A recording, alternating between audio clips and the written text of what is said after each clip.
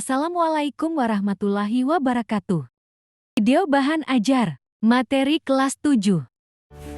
Oke, pada kesempatan kali ini kita akan membahas tentang interaksi antar ruang.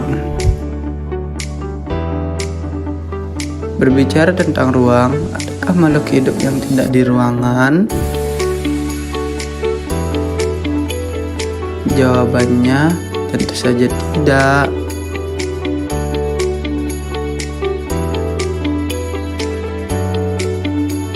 Setiap makhluk yang hidup di bumi memerlukan ruang untuk melangsungkan kehidupannya.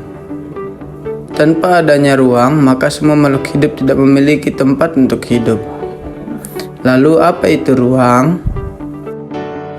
Ruang adalah tempat di permukaan bumi baik secara keseluruhan maupun hanya sebagian yang digunakan oleh makhluk hidup untuk tinggal. Ruang tidak hanya sebatas udara yang bersentuhan dengan permukaan bumi,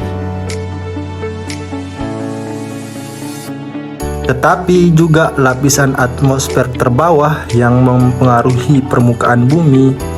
Ruang juga bisa berbentuk perairan seperti laut, sungai, dan danau.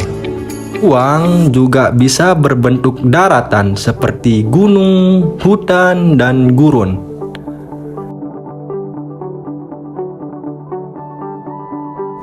Setiap ruang di permukaan bumi memiliki karakteristik yang berbeda-beda.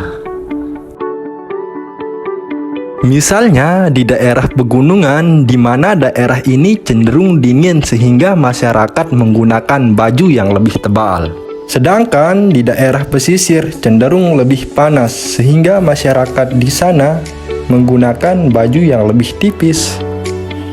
Perbedaan ini yang menyebabkan interaksi antar ruang. Interaksi antar ruang merupakan hubungan timbal balik penghuni ruang dalam rangka untuk memenuhi kebutuhan karena perbedaan potensi setiap ruang. Selanjutnya, syarat-syarat interaksi antar ruang. Yang pertama, saling melengkapi. Kondisi saling melengkapi atau complementary terjadi ketika dua wilayah atau lebih menghasilkan komoditas yang berbeda. Sebagai contoh, daerah pergunungan menghasilkan sayuran berbeda dengan daerah pesisir yang menghasilkan garam dan ikan. Perbedaan ini yang menyebabkan saling melengkapi antara daerah pegunungan dan daerah pesisir, sehingga interaksi ini menjadikan makanan yang enak. Makanan yang enak ini bersumber dari daerah pegunungan dan daerah pesisir. Selanjutnya yang kedua, yaitu kesempatan.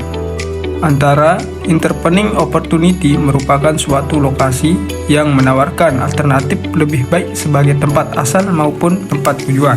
Sebagai contoh, di mana daerah A hanya menghasilkan sayuran dan daerah B hanya menghasilkan ikan dan garam. Namun, jarak A dan B adalah 5 km. Dan untuk daerah C, oton sistem juga sama dengan daerah B, yaitu menghasilkan ikan dan garam. Namun jaraknya adalah hanya 2 km. Maka terjadi interaksi yang kuat antara daerah A dan daerah C. Karena jarak antara A dan C cenderung lebih dekat dibandingkan antara daerah A ke daerah B.